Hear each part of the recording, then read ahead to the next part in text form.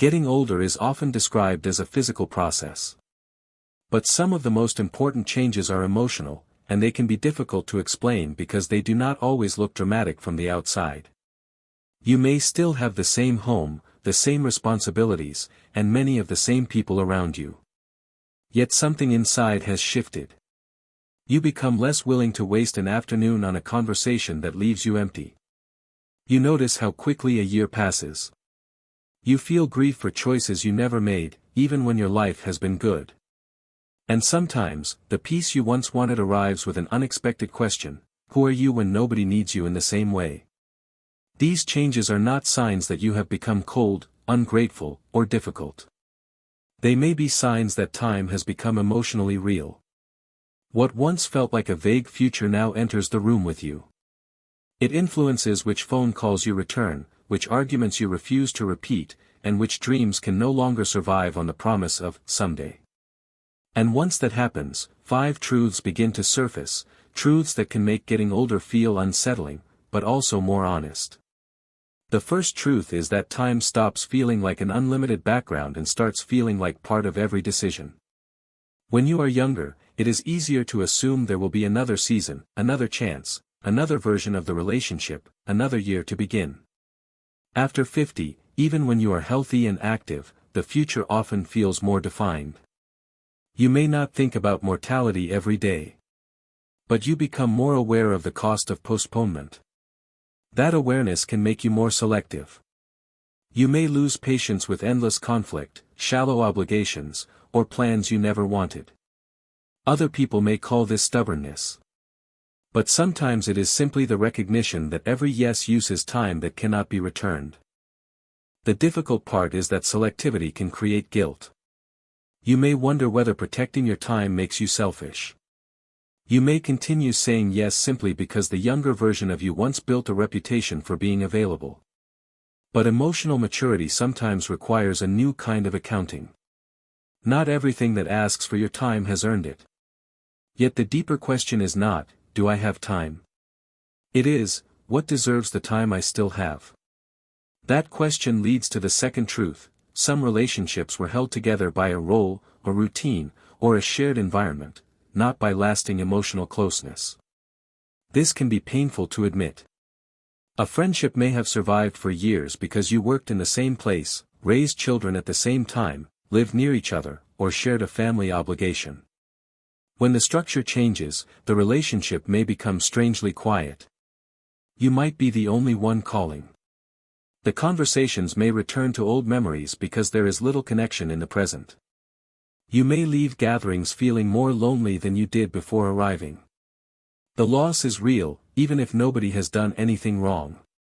Not every relationship ends through betrayal. Some end because the life that supported them has ended. This kind of ending can be especially confusing because there is no villain, no final argument, and no clean reason to leave. There is only the growing awareness that history is carrying more of the relationship than the present is. Maturity does not automatically make this easier. In fact, it can make the difference between familiarity and intimacy harder to ignore. Familiarity says, we have known each other a long time. Intimacy says, we can still meet each other honestly now. And when a relationship has history but no longer has emotional life, you may have to grieve it before you can stop forcing it to continue. But relationships are not the only things we grieve. The third truth is that you can mourn versions of yourself that never existed. Perhaps there was a career you nearly pursued, a city you wanted to live in, a relationship you were too afraid to leave, or a part of your personality you kept hidden because it did not fit what others expected. This kind of grief can appear at ordinary moments. You hear a song from your 20s. You find an old notebook. You meet someone who chose the road you once considered. Suddenly, you are not only remembering the past. You are meeting the person you might have become. Consider someone named David, 58, who built a stable life around responsibility. He was a reliable husband, father, employee, and son. He rarely made reckless choices, and people trusted him because he could always be counted on. One Saturday, while clearing a storage closet, he found photographs from a road trip he had taken at 23. In those pictures, he saw a version of himself who wrote music, traveled without a plan, and believed creativity would always be part of his life. David did not regret his family. He did not wish to erase the life he had built.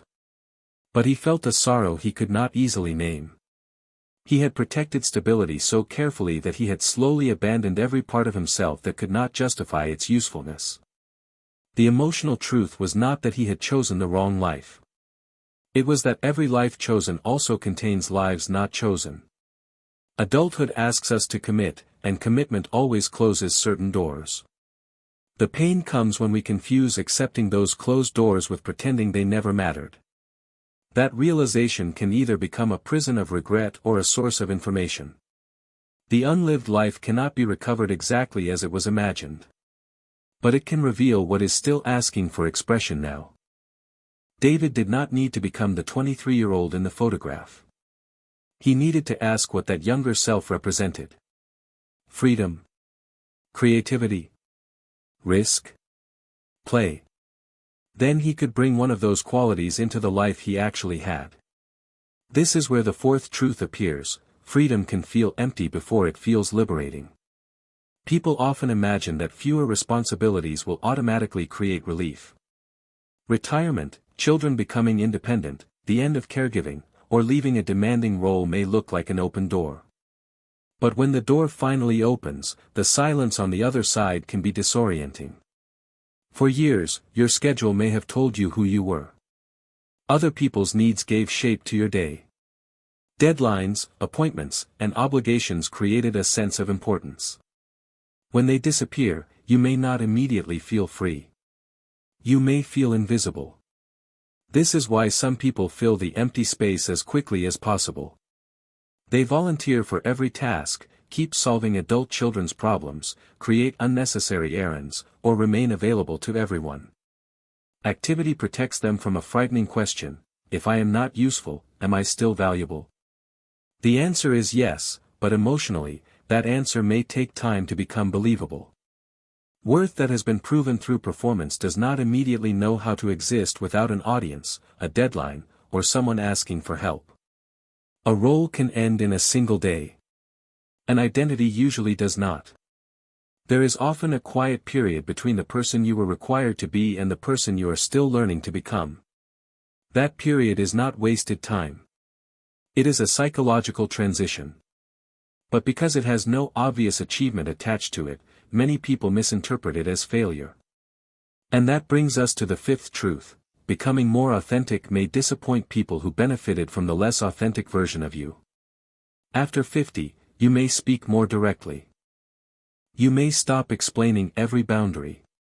You may leave earlier, decline invitations, change your priorities, or refuse to keep playing the calm, agreeable role that made other people comfortable. The people around you may say you have changed. They may be correct.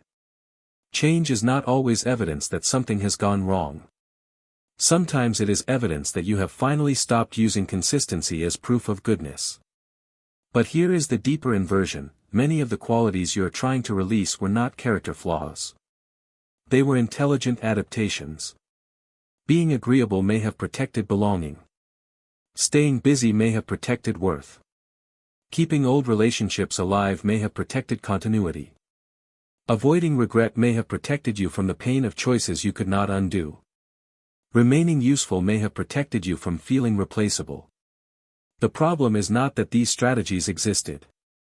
The problem is that a strategy designed for an earlier chapter can quietly become the author of the next one. This is why getting older can feel emotionally contradictory. You are not simply losing patience. You may be losing the willingness to abandon yourself. You are not simply becoming distant. You may be learning the difference between connection and obligation. You are not simply looking backward. You may be gathering information from the life you did not live. But there is an important caution. Selectivity can become wisdom, or it can become avoidance. Peace can become clarity, or it can become isolation. Boundaries can protect your life, or they can protect you from every uncomfortable truth. So the goal is not to remove every difficult person, regret, or responsibility. The goal is to notice what each choice is protecting. Ask yourself, am I leaving because this no longer has meaning, or because intimacy feels risky? Am I saying no because my time matters, or because I no longer tolerate any inconvenience? Am I grieving the past so I can understand it, or using the past to avoid the future? These questions do not produce instant answers. They create a more honest relationship with your own motives. That honesty matters because the same outward choice can come from very different places. A quiet evening can be restorative solitude or fearful withdrawal. Ending a friendship can be self-respect or an escape from vulnerability. Only you can begin to notice the difference. David began with something small. He bought a used guitar, not because he planned to perform, but because music had once connected him to a part of himself that responsibility had silenced. He practiced badly. He felt awkward. And for the first time in years, he did something that did not need to be useful. That was not a return to youth. It was an expansion of the present. He was not trying to recover an old identity. He was allowing a neglected quality to become part of his current one. Getting older does not only reveal what is ending.